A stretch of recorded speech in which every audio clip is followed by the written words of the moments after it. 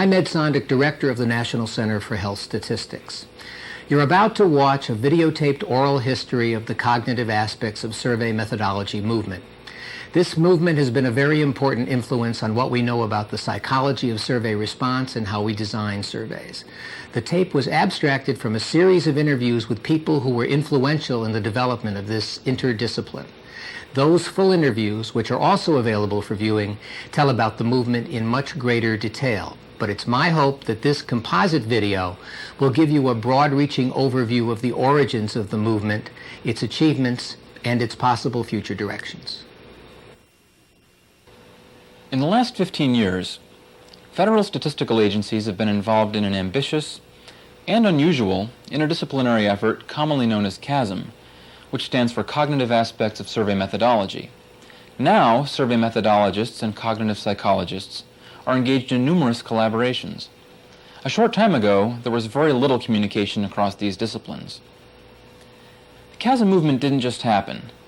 There was a deliberate attempt to foster it. This video tells part of the story of how this happened, the events that led to the first interdisciplinary CHASM seminar in 1983, the goals and interests of some of the participants, the agenda they set for the future. We explore why these collaborations emerged when they did, and we look at what CHASM has accomplished and what work still needs to be done. In short, we want to look at where CHASM has been, where it is, and where it needs to go. The seminar known as CHASM 1 was arguably a landmark event in terms of breaking down communications barriers across disciplines, but it took a while for this idea to catch on. Murray Aborn of the National Science Foundation saw important changes in several disciplines during the early 1970s. Cognitive psychology was beginning to emerge, and linguistics was coming into its own, moving from the humanities to science. Somewhat to his surprise, survey practice seemed untouched by these developments. And it struck me that what I had known of surveys from my days back in the 50s at the National Institutes of Health had not changed. I mean, the state-of-the-art survey research had not been affected by these things that were happening in the two most pivotal disciplines that form the underpinnings of the survey methodology. So that about in the early 70s, I attempted to bring together, in CHASM 1 fashion almost, bring together survey researchers with cognitive scientists and psychologists and linguists and other cognitive scientists in the hope that some of this would rub off, that is, that they would be interested in utilizing the things that these new disciplines had to offer. Unfortunately, this meeting didn't happen in the 70s, mainly out of widespread skepticism that anyone would be interested in crossing outside their disciplinary boundaries. Yet the idea didn't die. A few years later, talk of these collaborations began again, this time to address specific survey problems. However, not too much later than that, I was contacted by a long-term associate and friend at the now defunct Bureau of Social Science Research. The Bureau was the controlling agency of the criminal victimization surveys, which was this large survey program funded by the Department of Justice and I believe the Census Bureau. That program ran into great difficulty after the surveys had already been done because there was considerable skepticism about the data having been dependent totally upon self-report and recall, and sometimes recall from considerable periods back. The Bureau, in I think about 1980, called a workshop to which I was invited to try to bring together cognitive psychologists to see what could be done to repair the damage, for lack of a better word, of the victimization surveys and redesign them.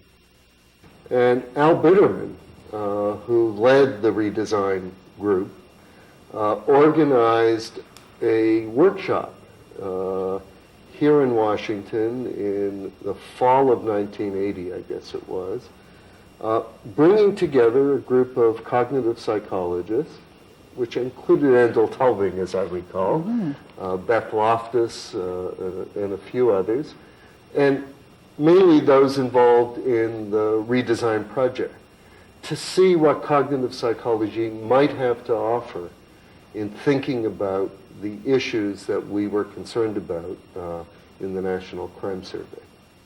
Although this workshop preceded the CHASM 1 seminar by several years, some consider it to be the genesis of CHASM.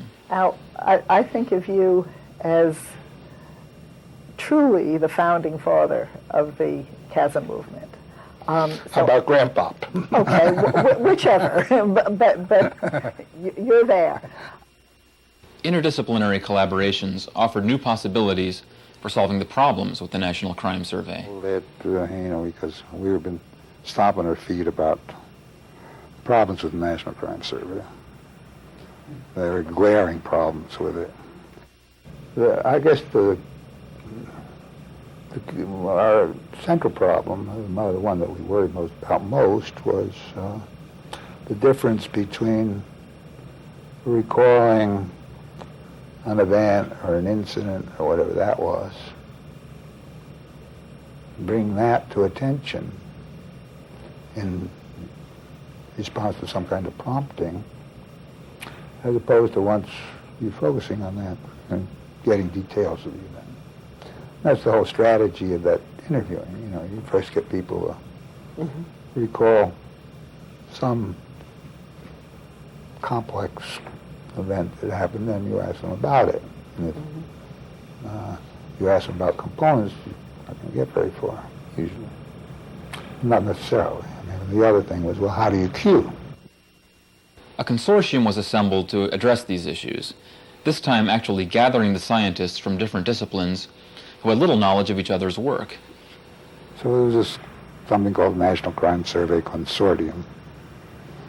And that'll get you to the conference we had in 1980.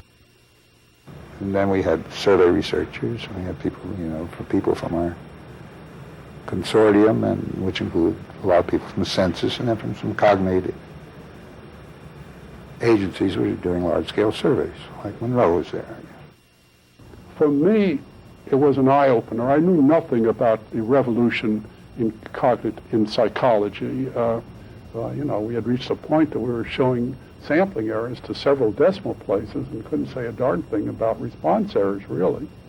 And I recognized or felt intuitively, yes, this does, here we are working on all these problems of memory and so forth, and here's a whole science that's devoted to understanding it. Why aren't we getting together and trying to learn from each other? And what was very clear to me was everybody who had studied victimization had related ideas.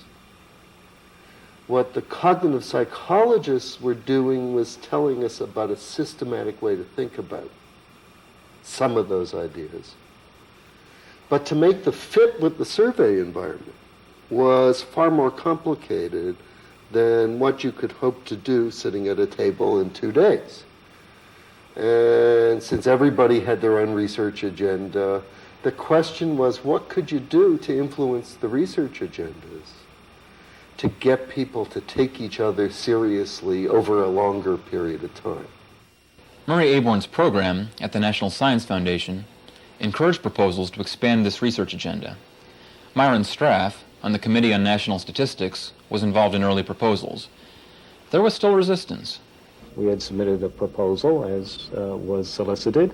It was resoundingly rejected at first, and because we had planned for a full-fledged study by a panel of experts, and NSF reviewers thought that that was a bit premature at the time, and so encouraged us to revise our plan to have a workshop or conference-like setting, which we did, and then they provided the funds for us to carry it out. That led me, by then I was chair of the Committee on National Statistics here at the National Academy of Sciences, And I suggested that we do an activity to follow up that was broader than the activity that was tried in 1980. Judy Tanner was one of the committee members that named the seminar and subsequent research activity It's a wonderful as story, CHASM. actually. When the Committee on National Statistics first started thinking about this project, the working title was Cognitive Aspects of Survey Questionnaire Design. And as we thought about it more and more, the notion of making it broader became more and more attractive. It particularly became attractive when we realized that if we called it Cognitive Aspects of Survey Methodology, we had this wonderful acronym that would stress not only what we meant, but the enormous chasm between the disciplines that we were trying to bring together. In 1983, the CHASM 1 seminar convened in St. Michael's, Maryland. Well, our first trepidation was that we were bringing together two very different cultures. And we had lined up people very carefully. And they were committing an entire week of their lives. I think we began on a Wednesday evening and ended on a Tuesday morning. So literally they were going to be away from their homes and offices and families for an entire week. And they all made that commitment. We squirreled them away in a retreat location so they couldn't be distracted. They were forced to be together. And we thought it would take about a day to break the ice between the group of cognitive scientists and the group of survey researchers who really hadn't communicated with one another. Actually, it only took a few hours in the first evening to do that, and by then people were really talking with one another. First of all, it definitely has affected interactions between people who would have not collaborated otherwise, and it provided ideas and opportunities for people to get together and do things that they wouldn't have been able to do by themselves. Ultimately, CHASM 1 was a success, despite the resistance of many skeptics. We finally got it out of the academy after a year of struggle, and people telling me that it wouldn't work, it would be a failure, nobody would pay attention, there would be no follow-up. And we enlisted some really good people to come and participate in that workshop. And it was one of the most exciting weeks of my research career, I think, participating in it. CHASM 1 opened up the possibility of new collaborations, but that was only the first step. These new research ideas needed support, which the National Science Foundation helped to provide. As everyone has pointed out, I think today and in many places, Murray Aborn had played this critical role in developing both NSF for support for it, but also I think in getting various people across so wide range of social sciences interested in it. Then when I came back after the St. Michael's conference, got busy and wrote proposals, and then had about, I guess, 5 years or 6 years of good funding to do a lot of follow-up studies. Many participants pursued new research based on ideas that crystallized at CHASM 1. Interesting to me, I had a collaboration for a number of years with Judy Tanner and Steve Feinberg. We wrote a number of articles together, and there is no way that without the CHASM and introduction that I would have had the opportunity to work with such smart people in a different field from psychology. I got some funding to study people's recollections of their hospitalizations and their medical procedures and so on, and we looked at trying to improve people's memories for their medical procedures. We compared their memories to what we found in the medical records. It was during that project that I found out, how awful it can be when you have to rely on medical records and, doctor handwriting and things to try to make sense of anything. The idea that maybe landmark events could help stop the forward telescoping. And so we had this incredible event happen in the state of Washington with the eruption of Mount St. Helens. And so we decided to use that as a landmark to see whether we could stop the forward telescoping that would occur when people were trying to recall their crime victimization. NCHS began to support a great deal of research in this area through a program initiated and directed by Monroe Sirkin. Judy Lessler, who managed some of the early NCHS contracts, had thought that laboratory work could contribute to survey research. But this idea hadn't been well received at first. This program allowed her to pursue some of those ideas. In summer, I was at the American Statistical Association, and I was chatting with Monroe Sirkin. And we had lunch together. And I was telling him about that paper, and I'd given that paper, and I thought that we really ought to focus more about errors by doing laboratory type studies. And he started telling me about having gone to the CHASM conference and how important that was, and that cognitive psychology then would form a way to do some of those kinds of studies, because then you'd be looking at, what's going on inside the head, because that's where a lot of the errors are occurring. And he told me that he was thinking of applying for the grant from Murray Aborn at NSF. And if he got it, would I be interested in coming to help him run it? And I thought, well, sure. I'd love to do that. Because the program was organized to focus on the cognitive problems plaguing particular surveys. Particularly those surveys that had very important policy implications. So we proceeded to develop a series of proposals for requesting, really a series of contract topics for which we requested proposals, in which we identified certain problems that had non-sampling error consequences that were serious. The NCHS program contained another innovative element, the establishment of the first cognitive laboratory in a federal setting. Although some of us were skeptical about whether NSF would be willing to fund such a thing at a federal agency, Monroe did a enormously persistent job in getting such a laboratory funded, and I think your persistence and vision was a major step, a major influence in having the CHASM movement be as successful as it was. That, as you know, that laboratory became the model for similar laboratories in two other federal agencies. It seems to me that the most dramatic impact, practical achievement of the CHASM movement has been the radical change in how survey questions are pre-tested. It's sort of the atom bomb of the CHASM movement, I think, is sort of the one very dramatic methodological change that I think is directly traceable. Research programs emerged in other statistical agencies as well. Betsy Martin leads an interdisciplinary staff at the Census Bureau that does a great deal of CHASM-related work. Well, a lot of the work we've done has been on questionnaire testing. We've done work in the decennial area and to some degree in the economic area and also in the demographic survey side on questionnaire design and testing. We've done a lot of other work also, though, that really isn't in that, in questionnaire testing. For example, in the decennial census, we did work looking at procedures for enumerating homeless people, and we did field work. Another group formed at the Bureau of Labor Statistics. Well, it was very interesting. I decided that it was really necessary to formalize this kind of work, and I knew that some work was going on at Census, of course, and had been for some time, and that Monroe Sirkin had done really wonderful things at NCHS.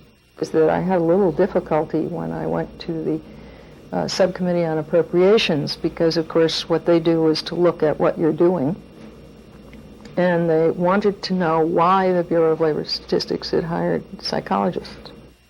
The way I tried to explain it to people inside government was that if you didn't do this kind of research, you'd have to go out and do a great deal of experimentation in the field. Field work is tremendously expensive. It's much cheaper to figure out in advance what may or may not work and then go out and test it, you're using the money much more effectively. Cognitive labs have provided considerable input into questionnaire development since they were founded. And of course, questionnaires are now often integrated into computer-assisted data collection. Labs have adapted to these changes with the emergence of usability testing. We're going to be doing usability testing of some of the internet surveys that are going to be sent out by the economic area. You know, they're testing, sending the surveys out through the internet and having respondents answer them on their computers. And so there's a lot of issues that have to do with sort of the technology, you know, in terms of how it gets there and downloading it and whether people can find their way through an instrument that's on the computer or not. Clyde Tucker describes how the cognitive lab at BLS is testing usability of computer-assisted surveys. This is our newly created usability lab for testing software, survey instruments, computer assisted survey information collection instruments, and we can actually have our users sit at the console and the monitor and actually use the software while we're videotaping it from up here. We videotape their face. We have a what we call a scan converter, which allows us to capture the screen images that they're actually working with at exactly the same time. Eventually, we'll have another camera that will capture their use of the keyboard. So we'll have all three images simultaneously that we can use to evaluate the usability of our software for data collection. Altogether, the CHASM 1 seminar seems to have had a substantial impact. Expectations were. I mean, I often, since then, have felt that there's often a lot of excitement at conferences like these, but there's rarely much in the way of follow-up or any concrete achievements. You know, often years later you can recognize that something important came out of it, but usually it's subtle and indirect. But this was a real exception. Both at NCHS and at NSF, there was a real effort to create, to consolidate what had happened and to sort of institutionalize it and to create projects that would keep the movement going. And so this one was a real, I'm not sure whether I expected that. I probably didn't. But in fact, the consequences of the first seminar were quite important, I think. Yet these developments did not occur in a vacuum.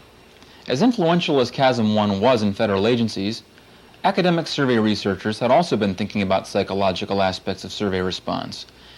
University researchers had laid a sort of groundwork that allowed CHASM to prosper. And in turn, CHASM provided the university researchers with a new audience for their work. Through the 70s, along with Bradburn, we were interested in issues of response effects, issues of how sensitive questions impacted on respondents and how people would react to those, and we did a lot of work in the area of threatening questions. Certainly some of the things that we did we saw as having psychological implications. We were aware that obviously issues of memory, issues of self-presentation, issues of understanding the question related to answering questions, and although we didn't call it cognitive psychology, we certainly were aware that psychology played an important role in understanding what was going on. Well, I had, of course, been working in survey methodology areas before this, and had, on the basis of the kind of review that we had done in the early 70s, come to the conclusion that the task in interviews, that is particularly the questionnaire and the way questions were framed, wasn't very important. Probably the most important thing in determining what effects there may be on the answers. But and there've been a lot of demonstration effects. I mean, we show that if you do this, sometimes it has an effect, but you could see a lot of things. But there was no theory, particularly, that was useful. And so what I found extremely helpful about bringing cognitive a theory into it, it began to bring some systematic theorizing into an area that was basically devoid of theorizing. And prior to CHASM, Norbert Schwartz had noticed that survey researchers sometimes failed to focus on important psychological variables when looking at potential influences on responses. For example, the influence of question wording like forbid and allow would be analyzed as a function of education or social status or things like that, which seemed completely off given what I thought we had just learned about how people think. And I thought that one really has to analyze it at the level of language and cognition and communication. For example, some of his research focuses on how respondents infer meaning from the context and content of survey questions. Even in a survey context, people follow certain conversational norms. In particular, when an utterance is ambiguous, the listener is expected to draw on the context to disambiguate it. That's what we do all the time. It's only when we write survey questions that we think it's somehow strange and an artifact and a problem that people draw on the context. This is not the problem at all. If there is any problem in anything that's surprising, it is when something is context independent, because that's how we make sense of language. And the same utterance means different things in different contexts. Charlie Cannell, one of the founders of the Institute for Social Research at the University of Michigan, had been involved in research on the psychology of survey response for decades. We did quite a bit of this in earlier time. We didn't dress it up with fancy cognition terms, but that's what it was. For example, there were 4 studies that we did. One was to say, if you ask a question in somewhat longer version, where you explain what the question is and why you're asking it and so forth, it ought to get better responses. And it does. We found that that kind of a question is more powerful than a short question. Why? Well, because I think, first of all, it makes the respondent think. It gives him a clear notion of the context from which you're coming. As early as the 1950s, he was working on problems such as underreporting of hospital visits. These explorations necessarily drew heavily from psychological ideas. And overall, there was approximately a 15% failure to report a hospitalization for which we had a record. That number was a little shaky, but it's about in that area. And then we began to think, well, why is it that these are not being reported? And again, to shortcut an awful lot of data, there were 3 correlates of underreporting that we located. One is how long before the interview was the hospitalization. You know, the curve of reporting dropped off like that as you went from 1 month to 2 months, and down to 11 and 12, the reporting was really pretty bad. The second was that the reporting varied according to how serious the hospitalization was. If it was for a major surgery or something, the reporting was a lot better. If it was something minor, it wasn't reported well. And the third variable was self-image or threat, social desirability threat. You could classify conditions by how embarrassing they would be for a person to report it. And that was a beautiful predictor of whether a person reported it. What we did at that point was to decide that the respondent really had very little incentive to report, to spend a lot of time devoted to reporting, and that somehow or other this was a motivational issue.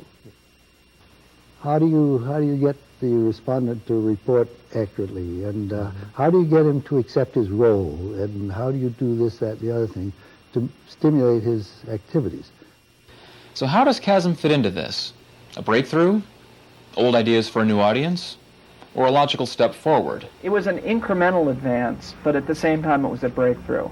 I think the work of Cannell and Fowler and Oxenberg and Kent Marquis is an important precedent. I think that the work that Norman and Bradburn and Seymour Sudman had been doing together also was an important precedent.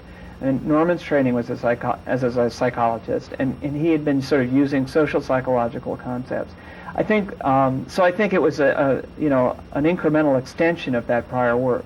The reason why I think it was a breakthrough, though, is I don't think either Norman or Charlie really had much background in the latest cognitive models. And so when I came along, I was able to, I think, greatly flesh out, and then along with people like Beth Loftus and so on, who also had been involved earlier, really apply sort of the latest cognitive models to these problems. I think the so-called chasm movement has done a very good job, I think, of promotion and of sort of making coherent a set of ideas, some of which originated with the first chasm conference, but a lot of which were really, there was work going on independently in these different areas, and before chasm conference, actually. So I guess the answer is sort of as the coalescence of kind of a set of intellectual ideas, I think it is pretty influential. Perhaps the recent work on the cognitive aspects of surveys can be seen as a merging of the previous groundwork with the new conceptual framework, ideas, and opportunities that followed Chasm 1. That still leaves the question, why did this happen when it did? One factor may have been the fact that cognitive psychology itself was newly emerging, which created potential that had not existed before. And also, differences in perspectives across disciplines make communication difficult. Traditionally, psychologists and statisticians have very different goals. It would take unusual circumstances for them to see things from each other's points of view. The cognitive psychologists had lots of wonderful things to say. And they were usually generalizing from experiments done with 10 people in a room, usually undergraduate psych majors. And they would make generalizations of a sort that, as a statistician, I would be quite loath to even think about. And the question is, what was the applicability of those generalizations to the kind of problems we were studying? I think there's still some tension between those who favor doing large-scale testing with representative samples versus relying on information from small-scale either field or laboratory, particularly laboratory experiments, where the number of cases is quite small. The types of research that have long been accepted in psychology but have not been accepted in survey research, particularly, I think, among statisticians. And so I think there's been that tension. An explicit push is needed to overcome these problems. It doesn't happen simply by having a great idea. You have to promote it a little. And I think Chasm was a great idea. But if it hadn't been promoted, it would have withered and the impact would not have been there. But I also think that there was a readiness for it. There was a need to do something that was recognized throughout, but there was a frustration in not really knowing what to do. And this seemed to be something that could be done. Nobody knew whether it would work out, but I always felt that it would, and as a matter of fact, it was quite successful. Before turning to goals for Chasm 2, and thinking about how to support research in this area, we should ask, what is the current state of research in the cognitive aspects of survey methodology? And what has changed in the last 14 years? Certainly there has been growth in both practical applications and theoretical knowledge. When you look at the applied side, it's very clear that how pretests are being done has changed, how people develop questionnaires has changed, that the level of attention to what could be going on in survey interviews has changed at that level. Most big survey centers have some kind of cognitive laboratory now and so on. At the theoretical level, we have clearly made progress. We have a better understanding of how people answer questions, of how the survey interview is influenced by conversational processes, a better influence of context effects and attitude judgment. We have a better idea of autobiographical memory and its implications on what we can and cannot report and things like that. Some argue that the chasm movement has helped provide a more realistic perspective of the problems involved in interviewing humans. We now have a new pragmatism in data collection. So much so now that, it's almost become part of, the common sense of survey world. So in there, it's just been incorporated, I think, into everything that people do. And I think that the chasm movement kind of unstiffened government approaches because it, before the whole approach, as you know, in questionnaire design and interviewing was to structure it as highly as possible. And I think that posture went over into the way the researchers worked. They were pretty stiff themselves. Mm-hmm. And it could very well be that when we decided that we really had to find out what was going on in a respondent's mind, that did have an unstiffening effect. Mm-hmm. I think probably the most important is the recognition that if you are collecting data, you have to pay some attention to the respondent.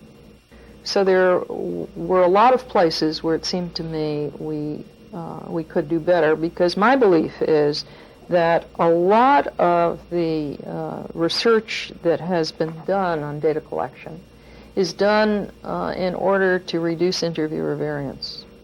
And that's fine, I'm all for it. But if you reduce interviewer variance by creating cognitive problems with the survey instrument, I'm not at all sure that you're doing the right thing.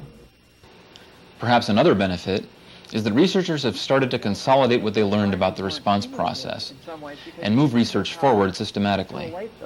I think the kinds of models that have come out of the chasm movement really allow for there to be accumulation of research results and to see the relationship between a finding on, one question and a finding on another. I think if you look, for example, at the context effects area, in effect, prior to the 80s, there was a list of 30 or 40 examples, but it was hard to know what to make of them.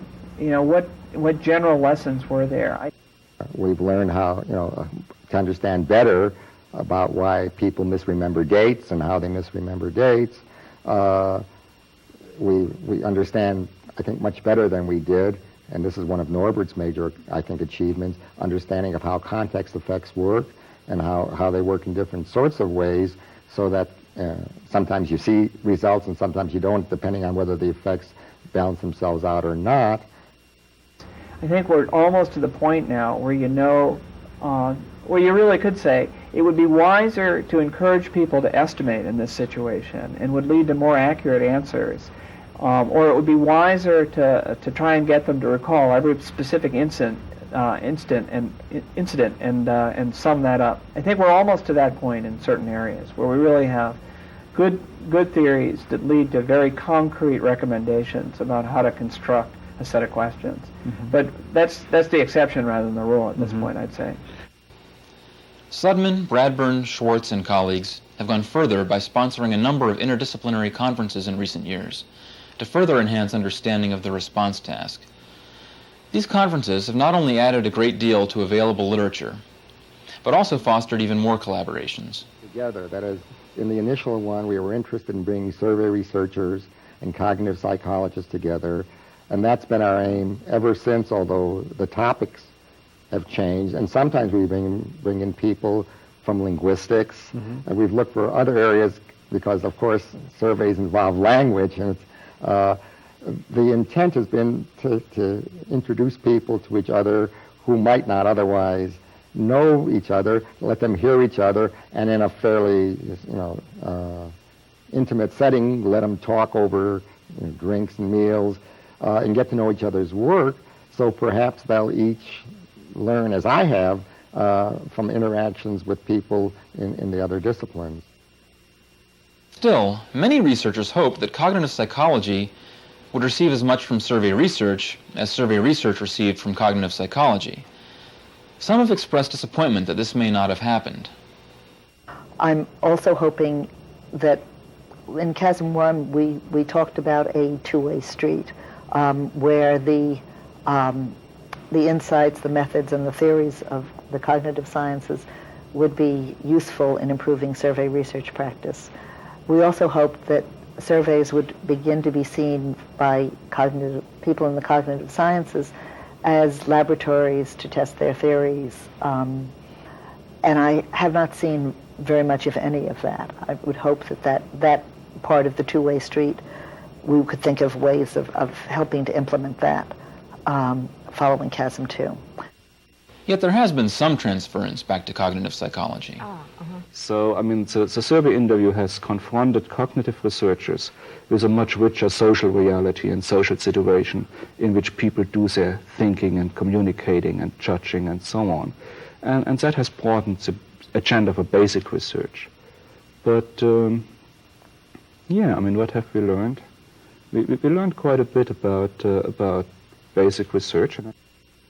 I've been sort of surprised at I didn't think it in a way would have too much effect on psychology, but there are certain areas where it, at least some people have picked it up.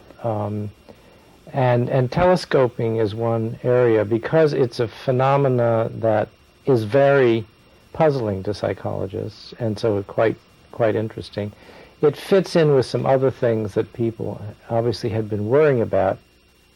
There are other concerns about what has not been accomplished.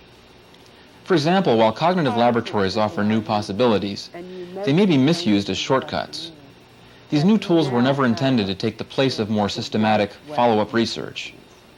And I've heard people say, we know this question is right because it was validated in the cognitive lab, which means that they maybe did 4 or 5 think aloud interviews, found some problems with the question, and changed it. And I think that the cognitive stuff, that you've got to go farther. And the fact that something worked in an experiment that cognitive scientists did on undergraduates, psych majors, doesn't make the idea fully portable into the National Health Interview Survey or the National Crime Survey or changing how we measure unemployment. For that, you have to do systematic work. And you have to ask much more carefully how you make the progression from insights that you get from cognitive interviews and these very exploratory ideas in the labs to working your way scientifically through building up real systematic theory at the interface. I don't see enough of that second part. The careful testing and real experimentation with randomization, with full structures, bringing to bear what we as statisticians have been pushing in other ways, indeed in the design of the surveys themselves, at the intermediate steps is what's being lost. Another problem is a lack of perspective. Which errors are most important to fight? I don't think people have a good sense of the relative magnitudes of the different errors, sources of error in a survey. People spend a lot of money on increasing sample sizes to reduce sampling error, and it's just not clear whether that's a good investment relative to saying doubling the money you'd spend on pre-testing a questionnaire.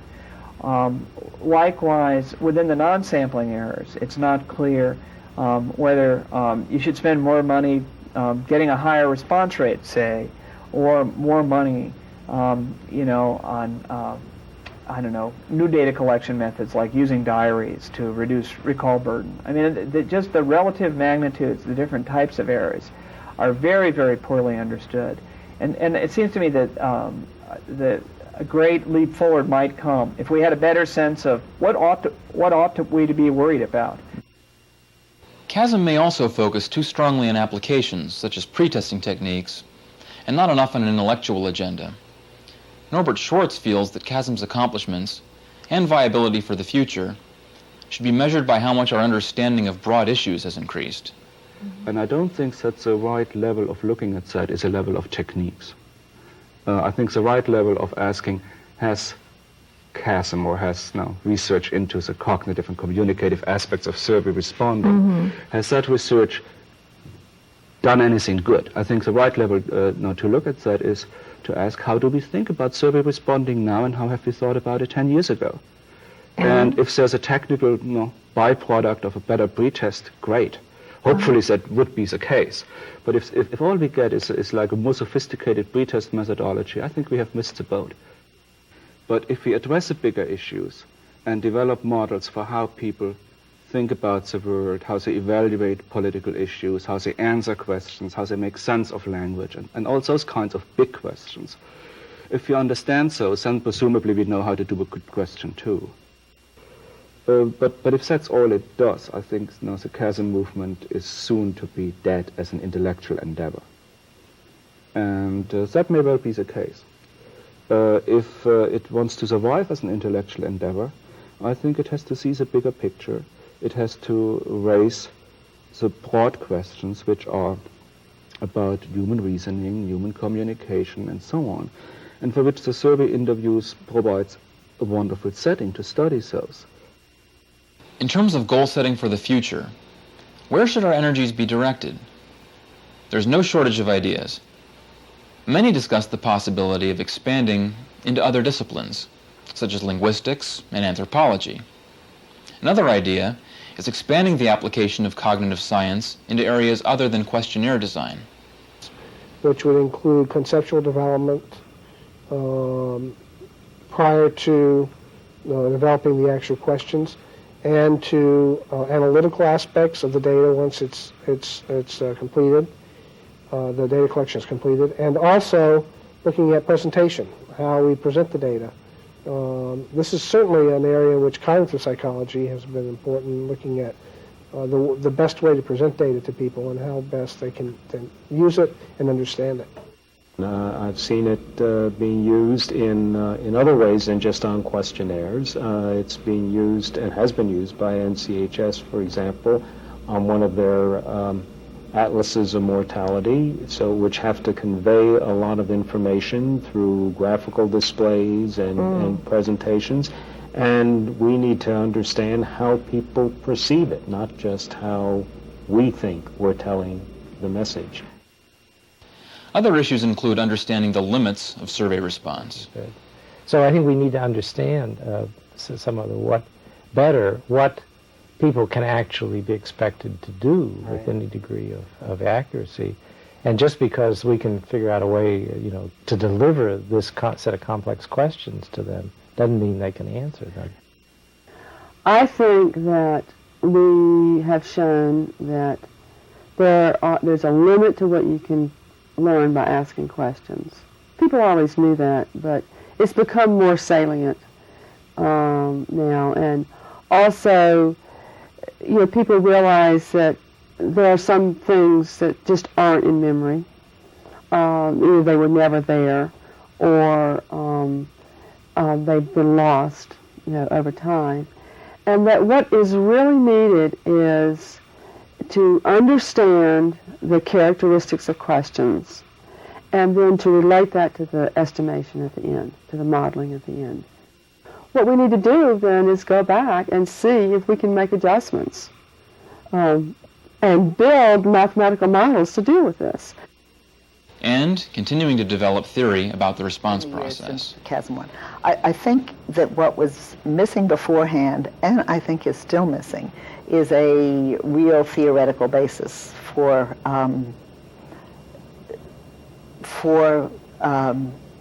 the survey process.